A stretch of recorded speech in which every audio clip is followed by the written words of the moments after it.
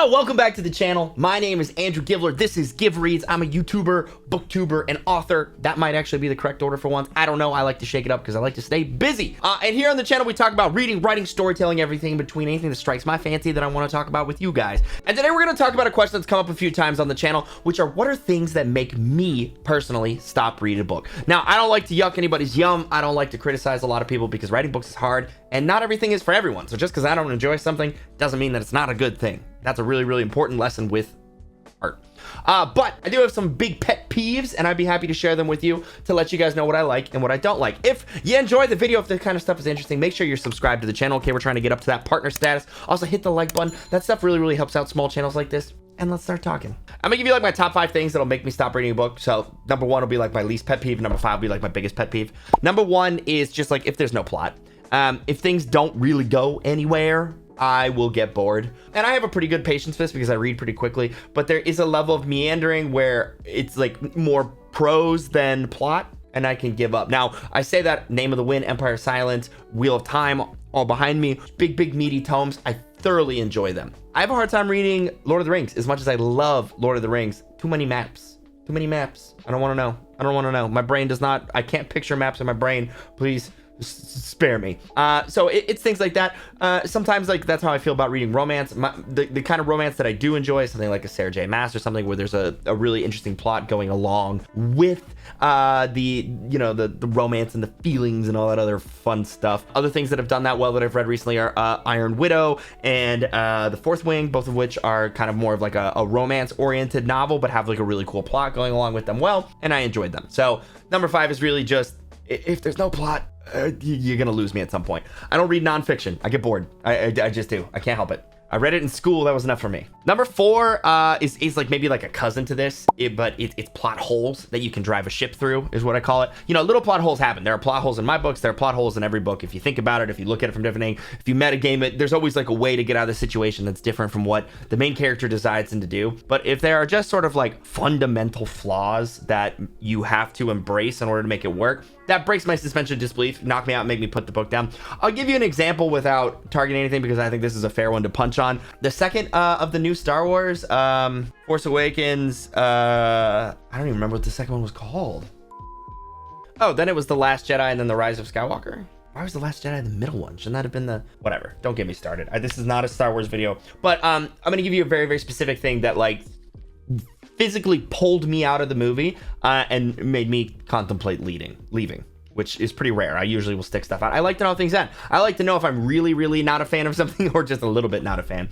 But in The Last Jedi, when they're having that space chase, right, where they like don't have enough fuel to kick themselves to hyperspeed, but they do enough to keep moving their sublight engines, there's a part where the rebellion ships are like staying out of range and they are finally running out of gas. And when they do, they literally show a ship go and like drift to a stop. Now, I'm not a physicist, but I happen to know that there's no friction in space, which generally means ships don't stop when their engines go out. It also generally means that you don't need to maintain a thrust in order to continue moving, right? So theoretically, unless those ships were still accelerating somehow, you don't keep burning your engine to operate at top speed, right? If your ship reaches top speed, you can turn off the engine and you'll keep going because there's nothing to slow you down, which means that they should have just been able to continue on forever instead of slowing down and getting blown up. Now, maybe it's possible that the ships weren't fully accelerated, but even so, no, right? It would have just been, oh, the engine goes out, but we continue to move in this,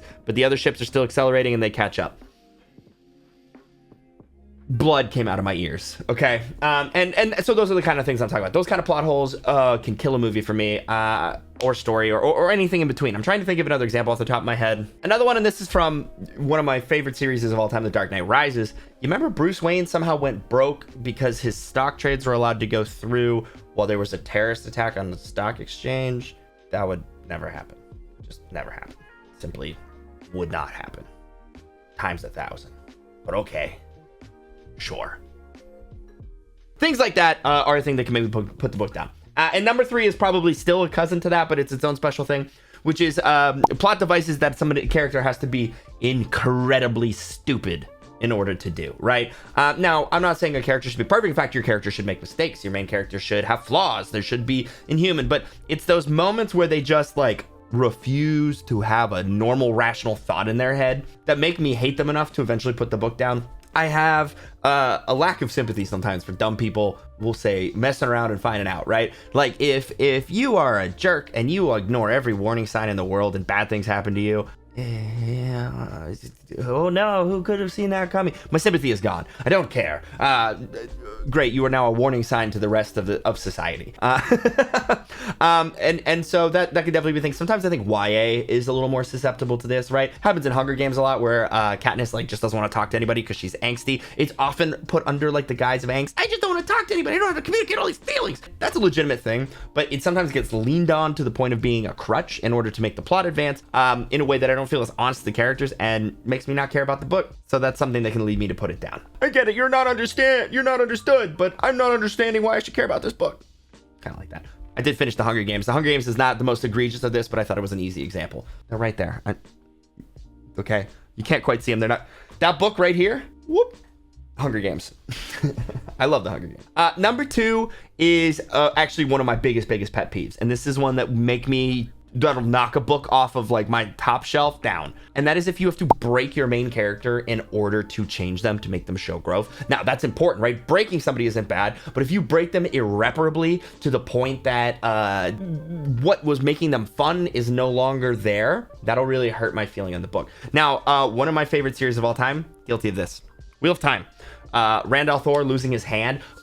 If you cut off your main character's hand in any sort of like fantasy sci-fi story where it means that they are no longer able to be the kind of hero they were before physically, that hurts me. Especially if the whole journey has been about them developing that, right? So in the Wheel of Time, the very first book, Rand has never held a sword before, but he finds out his father was a sword master and he learns from one of the greatest swords masters in the land. And throughout the whole book, he becomes better and better with a blade. And everywhere he goes, he becomes even faster, stronger, better, whatever, to the point that he's hiring the best soldiers in his company and paying them if they can hit him. And he's fighting 10 at a time. And he could be one of the greatest swords masters who's ever lived. And then he gets his hand chopped off and he never fights with a sword again. And the whole point is that Rand was like forging himself into this like inhuman person incapable of actually saving the world because he'd understand peace and mercy and all the other things that a savior needs to have. And that's great. I love that. But you put me on a journey for 12 books about how he was becoming the greatest swordsman and he didn't kill any of the Forsaken in a duel.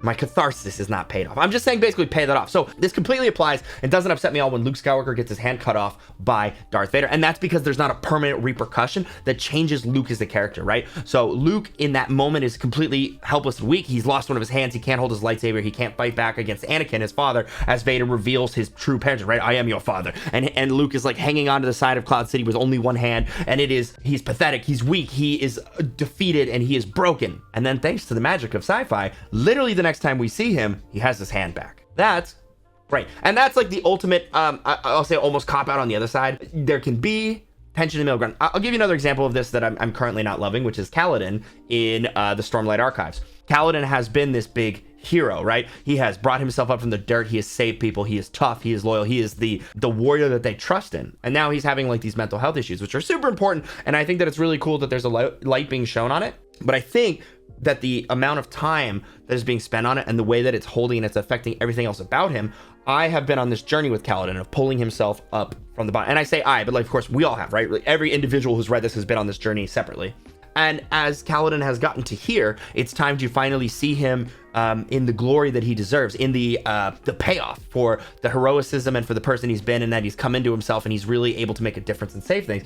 And by stunting that, you have to see that he has to reinvent himself, he has to grow, he has to find it and solve this stuff. But if that note gets held too long, it I think ruins the payoff for what we go through. Now, obviously, real life doesn't necessarily work like that, but it's fantasy, it's storytelling. So I think that there's a time and there's a space and there's like a duration that held. But if that suffering gets held too long, I stop getting what I'm looking for from the journey of the hero that I'm trying to go on. I don't know if you guys agree with that. There's a lot to unpack there, and I'm not saying that every story should be told that way. I'm saying that for a lot of high fantasy, like boy becomes hero type stuff, that's where that really kills that momentum for me and I stop enjoying it. And the number one thing that'll make me put down a book, and this is true, this is actually true, is if your verbiage doesn't match your era. Okay, this is just such a huge pet peeve to me, and I don't know why, but it's always been this case that like I have a pretty good vocabulary, and I really notice when a word from an era doesn't get used in the right era. So like if you're writing a high fantasy and people are saying okay, right, or they're saying like really modern things, like they're talking about physics, they're talking about percentages,